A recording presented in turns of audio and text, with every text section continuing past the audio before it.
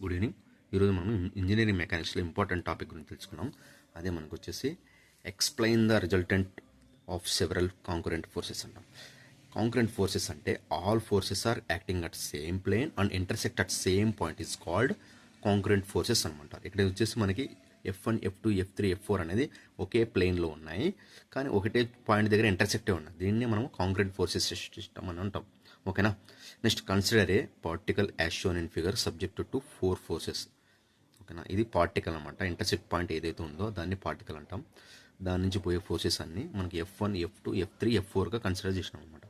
When the inclination of forces are referred with respect to the horizontal axis as theta. Inclination forces ఉన్నాయి కదా మనకి, ఏ ఉన్నాయి? All forces are inclined with the axis అనమాట. అది వచ్చేసి హారిజంటల్ యాక్సెస్, వర్టికల్ యాక్సెస్కి మనకి ఇంక్లైన్ ఉన్నాయి. దీంట్లో మనము హారిజంటల్ కాంపోనెంట్ తీసుకుంటాం, వర్టికల్ కాంపోనెంట్ తీసుకుంటాం. హారిజంటల్ కాంపోనెంట్ ఏమో F cos θ అంటాము, వర్టికల్ కాంపోనెంట్ ఏమో F sin θ అంటాము. దీన్నే మనము కోఆర్డినేట్ సిస్టమ్ అనమాట. ఈ కోఆర్డినేట్ సిస్టమ్ బేస్ చేసి మనకి ఇంజనీరింగ్ మెకానిక్స్లో నెంబర్ ఆఫ్ ప్రాబ్లమ్స్ అనేది సాల్వ్ చేసుకోవచ్చు. ఇక్కడ మనకి ఈక్విలిబ్రియం ఫోర్స్ సిస్టంలో నెంబర్ ఆఫ్ ప్రాబ్లమ్స్ ఈజీగా సాల్వ్ చేసుకోవచ్చు అనమాట. ఇక్కడ వచ్చేసి F1 వచ్చేసి ఫస్ట్ కోఆర్డినేట్లో ఉంది, దీనికి మనకి θ1 వచ్చేసి ఇంక్లినేషన్ ఉంది. సెకండ్ కోఆర్డినేట్లో వచ్చేసి F2 ఫోర్స్ వచ్చేసి θ2తో ఇంక్లినేషన్ ఉంది. థర్డ్ కోఆర్డినేట్లో F3 θ3తో ఇంక్లినేషన్ ఉంది.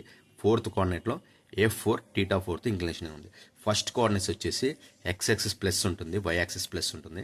సెకండ్ కోఆర్డినేట్ వచ్చేసి y యాక్సిస్ ప్లస్ ఉంటుంది, x యాక్సిస్ మైనస్ ఉంటుంది, అంటే మైనస్ ప్లస్. థర్డ్ కోఆర్డినేట్స్ వచ్చేసి x యాక్సిస్ మైనస్ ఉంటుంది, y యాక్సిస్ మైనస్ ఉంటుంది, minus minus. Next fourth coordinates వచ్చేసి x యాక్సిస్ ప్లస్ ఉంటుంది, y యాక్సిస్ మైనస్ ఉంటుంది. ఇది గుర్తుపెట్టుకోండి. మనకి రైట్ సైడ్ పోయే ఫోర్సెస్ అన్నీ పాజిటివ్గా తీసుకుంటాము, లెఫ్ట్ అప్వర్డ్ ఫోర్సెస్ అన్నీ పాజిటివ్ తీసుకుంటాం. రైట్ సైడ్ పోయే ఫోర్సెస్ అన్ని పాజిటివ్ తీసుకుంటే లెఫ్ట్ సైడ్ ఫోర్సెస్ అన్ని నెగిటివ్గా తీసుకోవాలని అర్థం. అప్వర్డ్ ఫోర్సెస్ పాజిటివ్గా తీసుకుంటే డౌన్వర్డ్ ఫోర్సెస్ నెగిటివ్ తీసుకోవాలని అర్థం దానికి. ఓకేనా.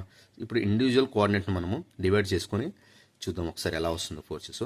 ఇది వచ్చేసి ఫస్ట్ కోఆర్డినేట్ని డివైడ్ చేసినాడు అనమాట. ఫోర్స్ F1 వచ్చేసి θ1తో యాంగిల్ ఉంది. గుర్తుపెట్టుకోండి, ఇక్కడ ఫోర్స్ అనేది విత్ యాంగిల్తో ఇంక్లినేషన్ ఉంది కాబట్టి ఎక్సెస్తో ఎక్కడైతే మనకి θ ఉంటుందో అక్కడే కాజ్ వస్తుంది అనమాట. F1 అనేది θ యాంగిల్తో ఇంక్లినేషన్ ఉంది కాబట్టి F1 cos θ1. రిమైనింగ్ వచ్చేసి వర్టికల్ దాన్ని F1 sin θ1.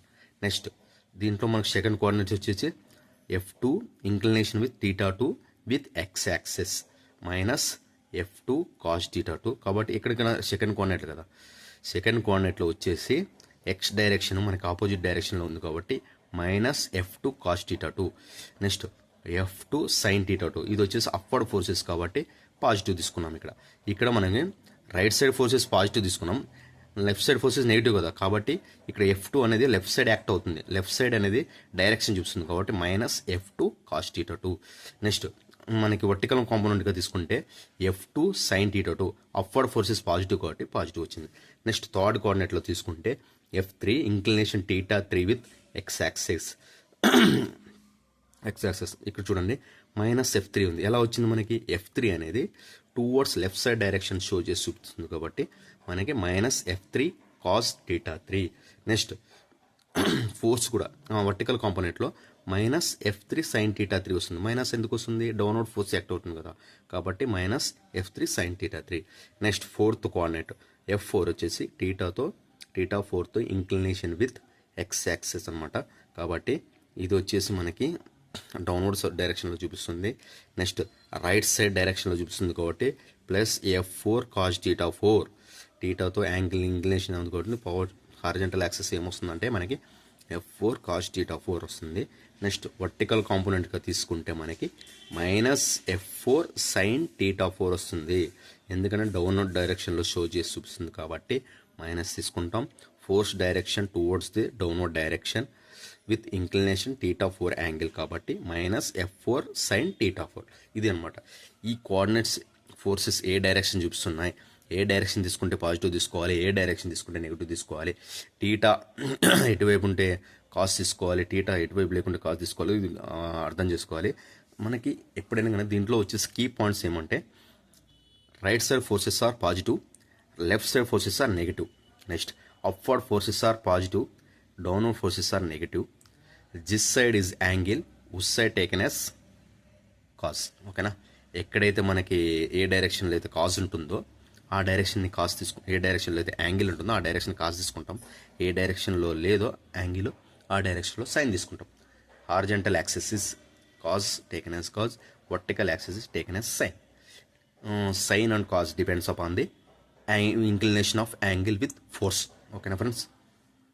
నెక్స్ట్ ఇంకేం చేస్తామంటే ఇక్కడ వరకు మనకు అన్ని కోఆర్డినేట్స్లో ఫోర్సెస్ సిస్టమ్ తెలుసుకున్నాము.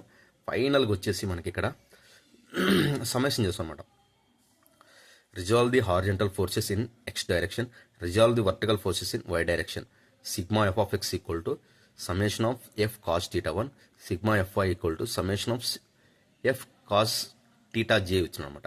రిజల్టెంట్ ఫార్ములా ఏంది, R equal to root of sigma F of x equal to summation of F of x equal to whole square plus sigma F of why equal to whole square. మనకి direction of angle వచ్చేసి tan θ equal to sigma F y by sigma F x. ఓకేనా, summation అనమాట, దీనికి summation symbol. ఈ విధంగా మనకు force సిస్టమ్ని find out చేయాలి. నెక్స్ట్ ఇంజనీరింగ్ మెకానిక్స్లో ఈ విధంగా మనము ఫాలో అవుతేనే ఇంజనీరింగ్ మెకానిక్స్లో ఈజీగా ప్రాబ్లమ్స్ సాల్వ్ చేయగలము. Okay friends, good evening.